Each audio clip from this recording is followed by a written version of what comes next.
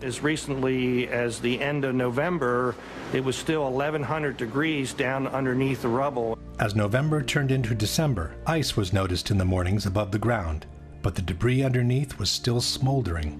The weird thing was it was very cold when we were up there. I believe it was in the middle of the winter, but the ground wasn't frozen. The ground kind of like bubbled underneath your feet, which was kind of strange to me. It took until December 19, more than 3 months after the collapses, for the last underground fire to be extinguished. The debunkers have suggested different possibilities for this unexplained phenomenon. Per esempio, può essere il fatto che all'interno sotto c'erano i piani interrati, all'interno c'è un parcheggio con le automobili. Nei piani interrati ci sono i generatori delle torri gemelle. Quindi ci sono molti materiali combustibili. Neither of these, however, seems to be a valid answer. In regards to the gasoline, the American Society of Safety Engineers wrote, 3 underground floors had been used as a parking garage with a total capacity of 2,000 cars. The cars were eventually located and removed. Some had exploded and were completely burned out, while others were in pristine drivable condition. The gasoline in a car either explodes or it remains inside the tank. It does not leak out and go looking for fires to be fueled. In regards to the generator tank, the Society of Safety Engineers wrote, 72,000 gallons of diesel fuel were stored in a tank on basement level 7. The tank was eventually located and inspected. Although slightly damaged, no leaks were found. The fuel was removed. Another proof of extremely high temperatures reached during the collapses are the twisted and mangled steel beams found at Ground Zero. Architects, engineers, people who work with steel, welders have just never seen the level of destruction and the level of deformation of this material in our lives. You saw steel, some of the thickest steel I've ever seen, bent like a pretzel. This 8-ton steel I-beam is 6 inches thick. It was selected to be preserved for future generations for the near-perfect horseshoe-like bend formed during the collapse. I found it hard to believe that it actually bent because of the size of it and how there's no cracks in the iron. It bent without almost a single crack in it. It takes thousands of degrees to bend steel like this. In fact, the temperature of 2,800 degrees mentioned before is not casual at all, as that's exactly the temperature at which steel melts. And molten steel was repeatedly found under the rubble at Ground Zero. You'd get down below and you'd see molten steel running down the channel rails. Like you're in a foundry. Yeah, like lava. Like it was lava from a volcano. The fires got very intense down there and it actually melted beams where it was molten steel that was being dug out. Just like they did for the explosions, the debunkers simply doubt the testimonies on molten steel as a whole.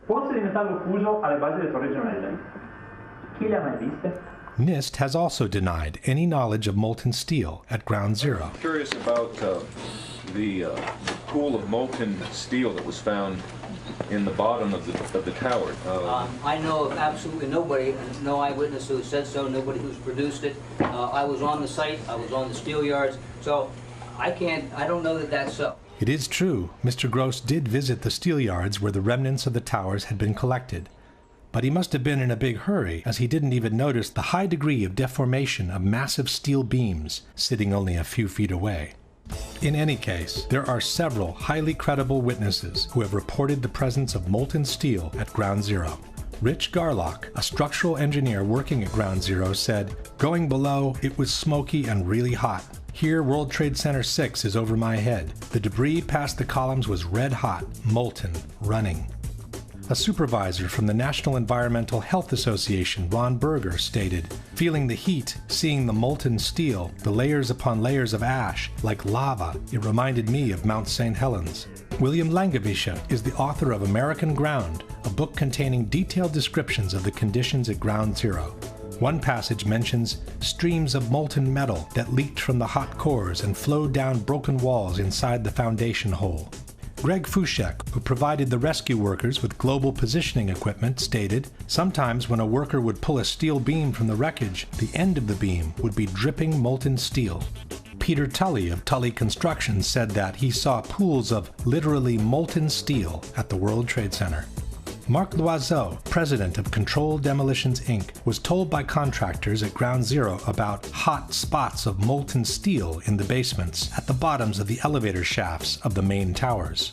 Dr. Abolhassan Astane, a professor of civil engineering at Berkeley University, examined the remains of the Twin Towers. He said, "I saw melting of girders at World Trade Center. If you remember the Salvador Dali paintings with the clocks that are kind of melted, it's kind of like that. That could only happen if you get steel yellow hot or white hot, perhaps around 2,000 degrees. Possibly the most authoritative account of all comes from Leslie Robertson, the engineer who had built the Twin Towers. We're down at the B1 level, and one of the firefighters said, "I think you'd be interested in this," and they pulled off a big block of concrete, and there was like a little river of steel flowing. Again, ignoring all these testimonies does not mean to have debunked the presence of molten steel below the rubble. It just means turning a blind eye to what the actual situation at Ground Zero was after the collapse of the Twin Towers. And there's more. Concrete normally doesn't melt in regular fires. In fact, one of the reasons it's used in civil construction is its resilience to high temperatures. Yet molten concrete was found at Ground Zero. Preserved at the New York Police Museum, this artifact caption reads, "During recovery efforts, several handguns were found at Ground Zero, including these 2 cylindrical gun casing remains and a revolver embedded in concrete. Fire temperatures were so intense that concrete melted like lava around anything in its path." Some debunkers have argued that this cannot be molten concrete, as the higher melting point of concrete would have also melted the steel from the gun. But the molten concrete could have already been cooling off by the time it encountered the guns, in which case it would not have melted them instantly. Here, for example, is flowing lava from a volcano, which is in the process of cooling off after having reached the melting point. As one can see, the lava surrounds the base of the trees without necessarily incinerating them at once. In a hangar near Kennedy Airport sits another artifact attesting to the extreme temperatures reached during the collapses. This formation is really 4 separate stories of the World Trade Center, compressed, compacted, incinerated, exposed to temperatures as hot as the inner Earth. I never knew this existed. Another of these artifacts, nicknamed the meteorite, contains both molten steel and molten concrete. One of the more unusual artifacts to emerge from the rubble is this rock-like object that has come to be known as the meteorite. It's this fused element of steel, molten steel and concrete and all of these things all fused by the heat into one single element. As we know, for concrete to melt, a temperature of several thousand degrees is needed, and the result will be much the same as the lava that comes out of volcanoes. And almost like a chunk of lava from Kilauea or Iceland, where they're very sharp but breakable shards on the end here. Question. Given that most of the jet fuel was burned after the impacts, given that only office fires were burning at the time of the collapses, and given that no major source of combustibles seems to have been available underground, can you offer a comprehensive explanation for the temperatures up to 2,800 degrees reported at Ground Zero, for the long-lasting fires underground, for the incandescent beams repeatedly extracted from the rubble, for the massive steel beams bent like a pretzel, for the molten steel and the molten concrete observed and found at Ground Zero as caused by the office fires and the gravitational collapses only? The last set of evidence against a gravitational collapse is the almost complete pulverization of all the contents of the Twin Towers, beginning with the concrete floors. Had a simple gravitational collapse occurred, one would expect to find 110 floors pretty much stacked up on each other, like it happens in regular collapses.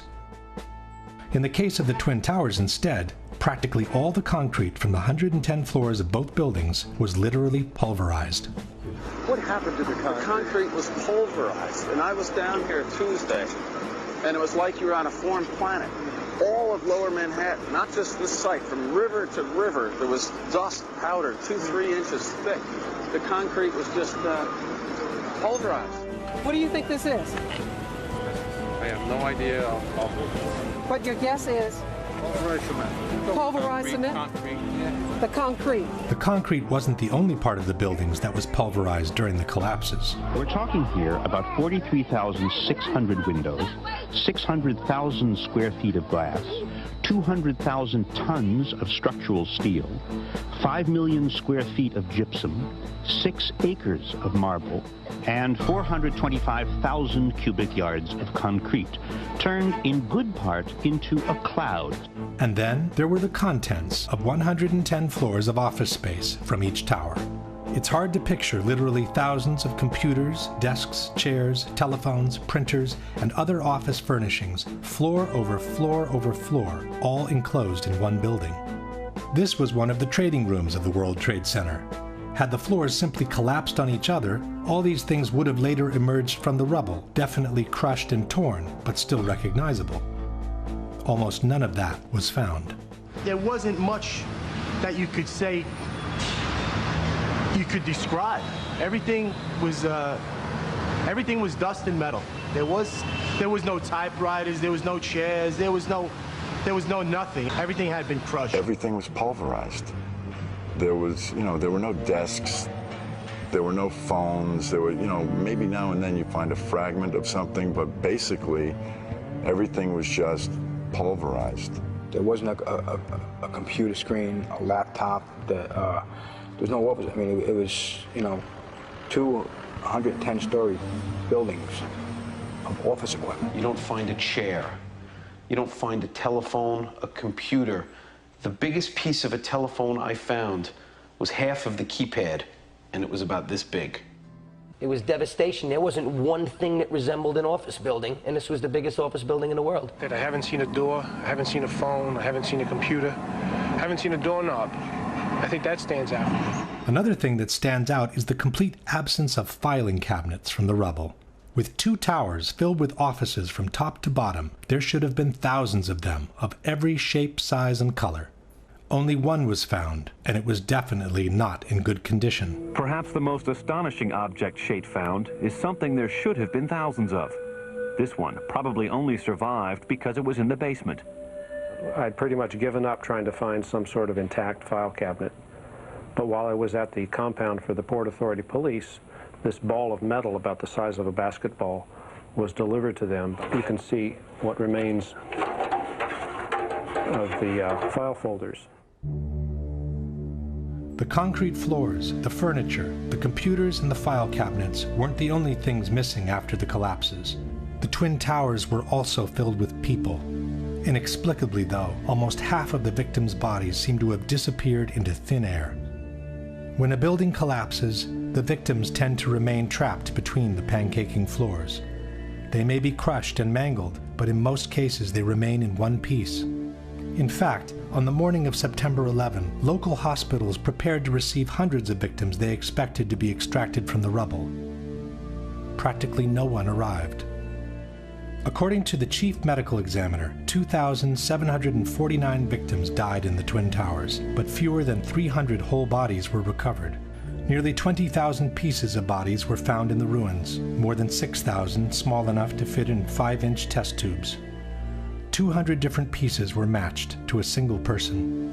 1,630 victims were eventually identified, 800 of which by DNA alone. This means that for 800 victims, there were no body parts large enough to be recognizable. The remaining 1,119 victims were never identified. This means that for more than 40% of the victims, not even a fragment large enough to recover DNA was found. For Joyce and Russell Mercer, there's no trace of the son they lost on 9/11, firefighter Scott Kopitko. You can't go to a cemetery, can't put flowers down. Personally, I lost a cousin in the building and never found his remains. He was on the 100th floor of Tower 1 and they never found his anything or any remnants. Patricia Riley recovered her sister Lorraine's handbag, but nothing of her body. Lorraine has a tombstone at the cemetery, but she isn't there. 1,100 victims completely unaccounted for. In other words, no pieces large enough to gain any DNA from, vaporized. Can fire and a gravitational collapse account for this massive pulverization of people? This map by the New York Fire Department shows the locations around the towers where human remains were found. Yellow circles are body parts from civilians. Red triangles are from firefighters. The very distance at which some of the body parts were found remains inexplicable with a simple gravitational collapse. In fact, fragments of human remains continued to emerge from Ground Zero for many years after the attacks. Human remains were found at the World Trade Center site on Wednesday. Crews made the discovery at 11 Water Street. Another 4 possible remains were found at the Whole Road excavation site. The ME is also investigating other remains that were found about 2 weeks ago on the roof of 90 West Street. Construction workers found 9 pieces of bone and tissue on a 20th floor scaffolding on this building on West Street. Workers have found 65 potential human remains at the World Trade Center site over the last couple of days. The medical examiner's office says they were recovered from the Liberty Street section of the site. Then, in 2006, came the biggest surprise. Demolition workers found 74 new bone fragments on the roof of the Deutsche Bank building over the weekend. That's the most found since the end of major recovery operations at the site. The number of fragments found on the roof of the Deutsche Bank kept increasing by the day. Crews continue to find human bone fragments on the roof of the Deutsche Bank building next to the Trade Center site. The medical examiner's office says 142 fragments were found, bringing to 598 the total number of fragments found in the building. Eventually, more than 700 bone fragments were recovered from the Deutsche Bank building. USA Today wrote, "The bone fragments are tiny, some the size of a pinky nail." Some debunkers have suggested that the bone fragments could have reached the roof of the Deutsche Bank after the impact of American 11, as some debris exited the opposite side of the tower in a southerly direction. But the view of the Deutsche Bank was blocked by the South Tower at the time of impact, and there was no direct line between the exit hole in the North Tower and the roof of the Deutsche Bank. Furthermore, as seen in this map, the body parts found on the roof belong not only to civilians, but also to firefighters, who were clearly not present in the North Tower at the time of impact. Question: can you explain how a simple gravitational collapse, where the bodies remain trapped between pancaking floors, could have produced more than 20,000 body parts out of 2,700 victims, while more than 1,100 bodies left no fragments large enough to extract a DNA sample? Can you explain how a simple gravitational collapse could have produced the bone fragments and body parts from civilians and firefighters that were recovered from the roof of the Deutsche Bank building? At this point, we can summarize the evidence for a gravitational collapse and compare it with the one for controlled demolitions.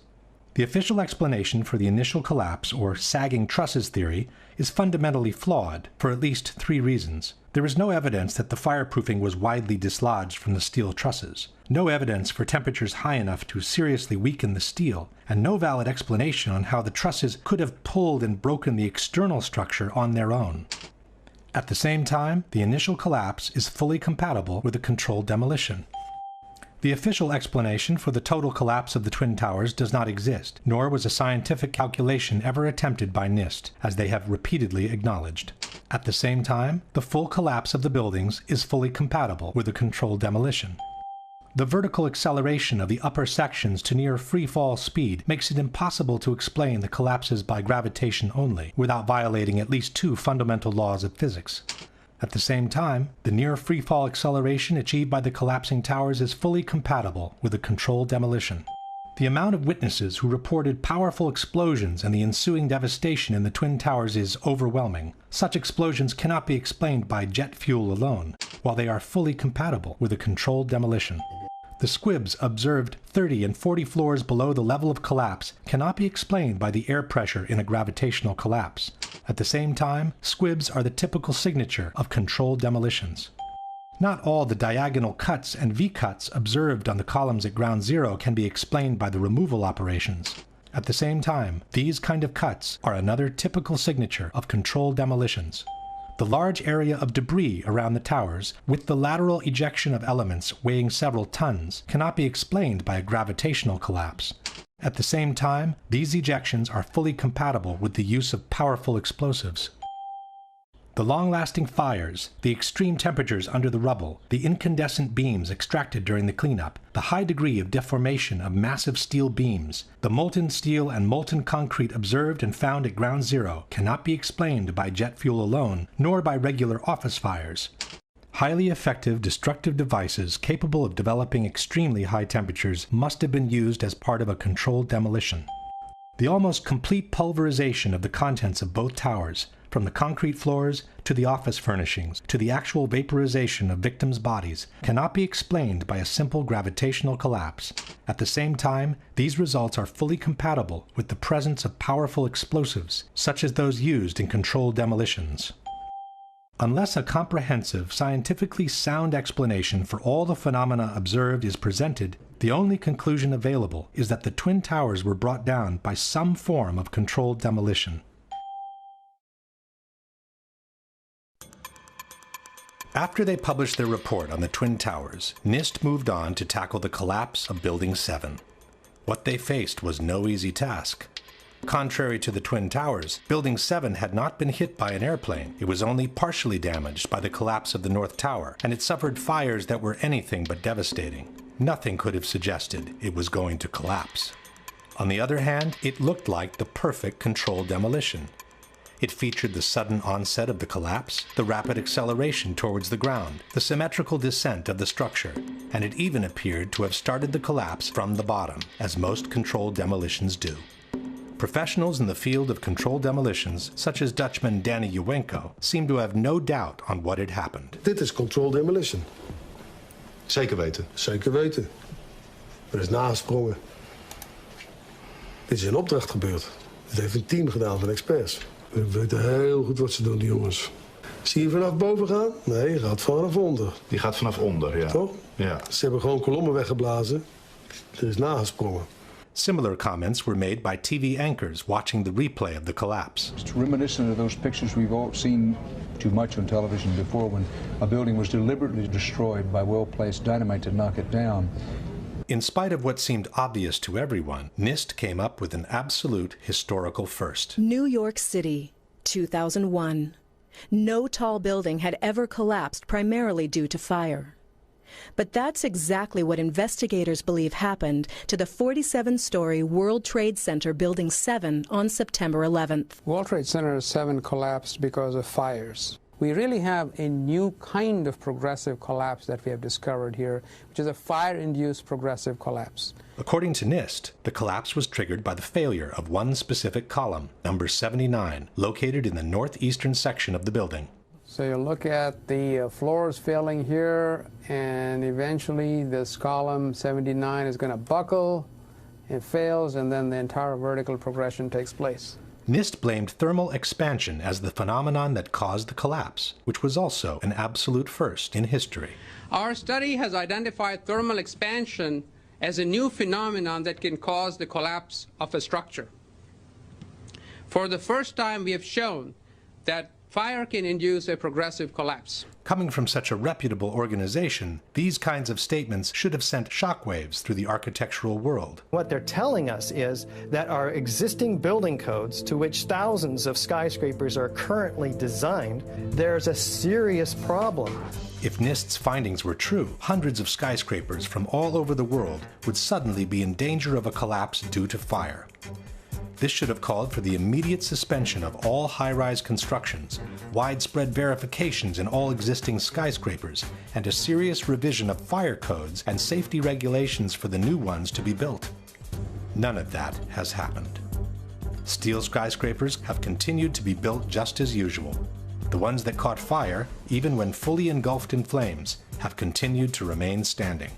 And not one of the basic tenets of fire protection has been modified when it comes to designing high-rise steel buildings. At the same time, it should be noted that NIST's report on Building 7 was never published by a peer-reviewed publication. This means their analysis of the collapse cannot be validated from a scientific point of view. Even though this was an unprecedented event in history, we are being asked by NIST to take their word for the soundness of their conclusions. It's based on sound science, and it is consistent with all the observations we have. But it has never happened before, right? But the physics is consistent, it's sound, it's been analyzed, and we have the results. And we are very comfortable with our findings. They might have been comfortable, but the scientific community of architects and engineers was not. Science is never secret when it's done right. Science isn't science unless it's published, unless it's openly published and made available for criticism. Architects and Engineers has asked NIST to at least verify the computer model on which they've based their theory of the collapse. But also in this case, NIST has refused to make their data public. Structural engineers rail against NIST because they refuse to show the visualization.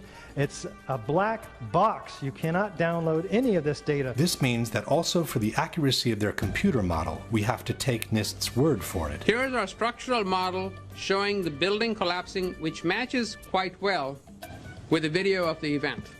This is the video of the event. On the right is one of the two animations released by NIST on the collapse of Building 7. When you observe the footage of how the building failed and when you look at the animation of the failure and compare that to what you actually observe in reality, I think they disprove their own theories. It is impossible for it to fail the way they said. The second animation released by NIST is even more inconsistent with the real event. While the animation shows a pronounced inward bending of the top of the structure, the video footage shows the entire top section of the building maintaining its shape all the way through the visible part of the collapse. This can be verified by different angles. If this is what NIST calls matching quite well, one can imagine what the reliability of their entire report can be. A similar problem is presented by the computer model NIST has used to simulate the progression of the fires in the building. This computer model was developed by NIST, and no one has been allowed to verify it. Again, we are being asked by NIST to trust them on its validity. We used a well-validated computer program developed at NIST for studying the growth and spread of fires to calculate temperatures throughout the building. On the right in this slide, for example, you see a detailed fire simulation showing the temperature of fires as they grew and spread on floor 12. The graphic shows the temperatures in floor 12 rising after 1 p.m. and peaking around 4 p.m. on the northeastern side of the building. But the same picture NIST has published in their report, which was taken between 3:49 and 3:54 p.m., shows that the fires have already died off across the entire eastern section of the 12th floor. A similar picture, taken between 3:53 and 4:02 p.m., confirms that the fires on the eastern side of the 12th floor had already died off. NIST itself has stated in the same page that there is no indication of fires burning on the east side of the 12th floor at this time. In other words, the accuracy of NIST's computer model doesn't even need to be verified, as it's disproven by the very pictures and statements NIST has published in their own report.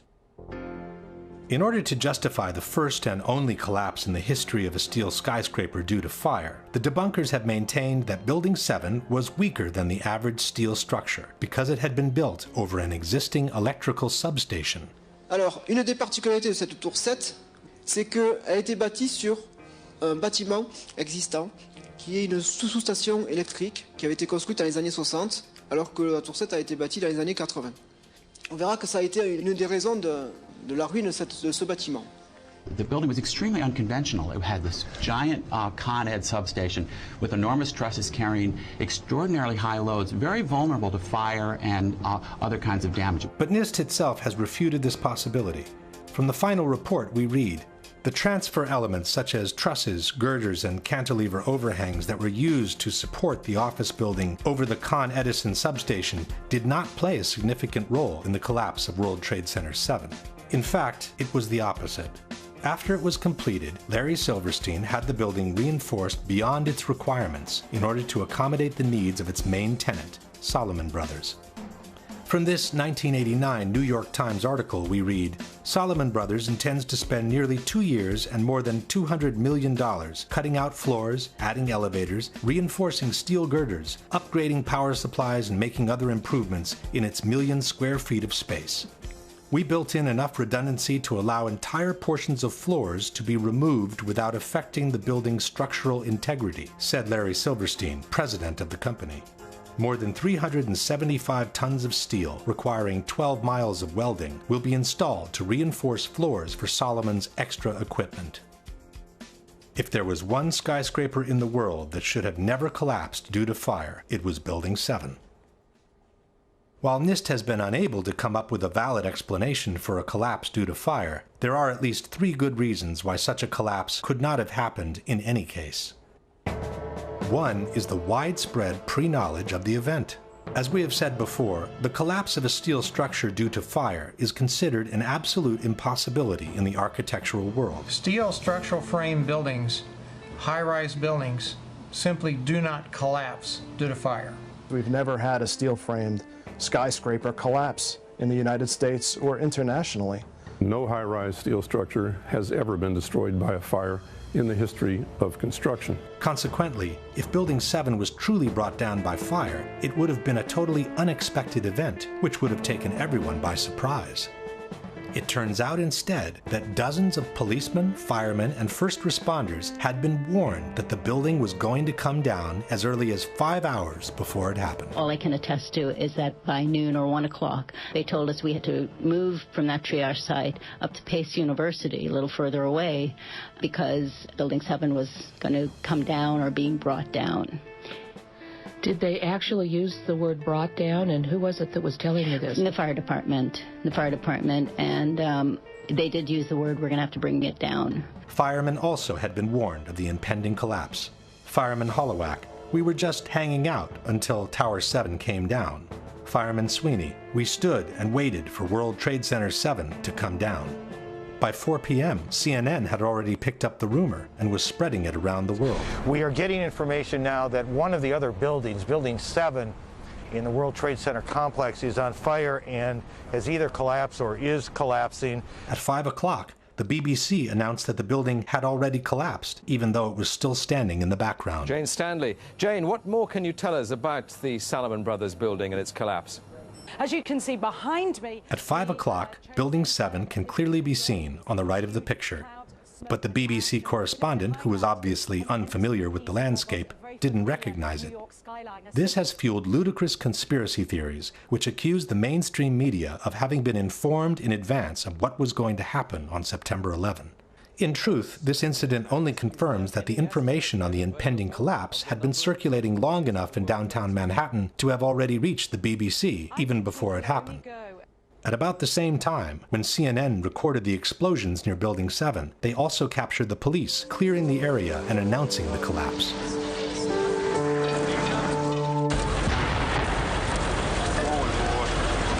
Keep your eye on that building, it'll be coming down. The building is about to blow up. Move it back. Back here. All right, guys? We are walking back. There's a building about to blow up. This is the account by a paramedic who witnessed the collapse. You know, we heard this sound that sounded like a clap of thunder. Turned around, we were shocked to see that the building was, well, it looked like there was a shock wave ripping through the building, and the windows all busted out, and, you know, it was horrifying. Then, you know, about a second later, the bottom floor caves out, and the building followed after that, and we saw the building crash down all the way to the ground. There's even someone who heard a countdown moments before the building collapsed. First responder Kevin McPadden was stationed near Building 7, awaiting for orders from a Red Cross representative. You know, he kept asking the Red Cross rep, what's going on, what's going on? And all the time he had his hand over the radio while he was getting a countdown. And then he's just like, at the last 3 seconds, he takes his hand off and you hear 3, 2, 1, and he had this like heartbroken face. He's just like, just run for your life. It was about a second or two after the countdown ended that you started hearing the explosions. Explosions. Now, we're talking about bombs. Because, you know, you get that like, bam! You know, there's like a little explosion and then the force. And then boom, boom, boom, boom, boom, boom, boom. That was the building coming down. Question. Given that the collapse of a steel skyscraper due to fire would have been an unprecedented event, how could so many people have known about it so many hours in advance? If the police clearing the area expected a structural failure due to fire, why would they use such an expression as, the building is about to blow up? Can you explain how an unprecedented, totally unexpected collapse due to fire could be predicted with absolute precision by an actual countdown? The second reason that makes the official explanation by NIST untenable is the symmetry of the collapse. As we have seen before, the entire top section of the building falls as a single piece, maintaining an almost perfect symmetry as it descends towards the ground. The symmetry is the smoking gun. It cannot happen that when you have asymmetric damage, you will get a perfectly symmetrical collapse. And all you need to do is look at the videos and see that. The exterior columns on the outside, as well as on the inside, at the bottom would have to be severed almost at the same time.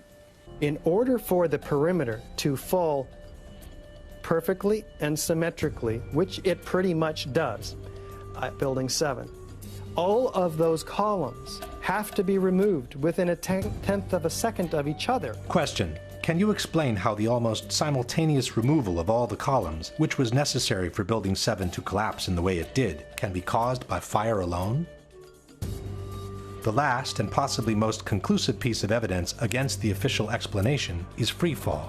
After the initial failure of the penthouse on the eastern side of the building, the entire structure came crashing down to the ground in a little more than 6 seconds.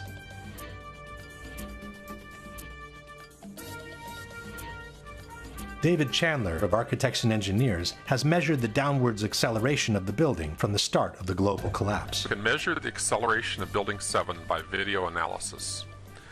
The slope of the velocity graph gives the acceleration. Note that global collapse starts suddenly, and for the next 2.5 seconds the building accelerates at the rate of 9.88 meters per second squared. In other words, the rate of collapse of World Trade Center Building 7 over the first 2.5 seconds is literally indistinguishable from free fall in a vacuum. When Architects and Engineers presented NIST with these calculations, they forced them to correct their preliminary report and acknowledge the free fall of the building for the first 8 stories of the collapse. From NIST's final report we read, a more detailed analysis of the descent of the north face found 3 stages. The first was a slow descent with acceleration less than that of gravity that corresponded to the buckling of the exterior columns at the lower floors. The second stage was a free fall descent over approximately 8 stories at gravitational acceleration for approximately 2.25 seconds. 2.25 seconds is more than 1/3 of the global collapse. Once NIST had admitted the free fall for 1/3 of the collapse, the outcome of the debate was sealed. Building 7, NIST reports admits fell at the rate of gravity for the first 100 feet. Well, that's impossible unless there's nothing resisting it. NIST has always acknowledged this. Free fall time would be an object that has no structural components below it. And, as we have seen before, the almost simultaneous removal of the supporting structure can only be obtained with a controlled demolition. The building didn't disappear so the building can fall for 100 feet at free fall speed. That's impossible. That evidence alone would indicate that the official story doesn't hold water. Question: can you explain how free fall, which requires the almost simultaneous removal of the supporting structure, can be achieved without a controlled demolition?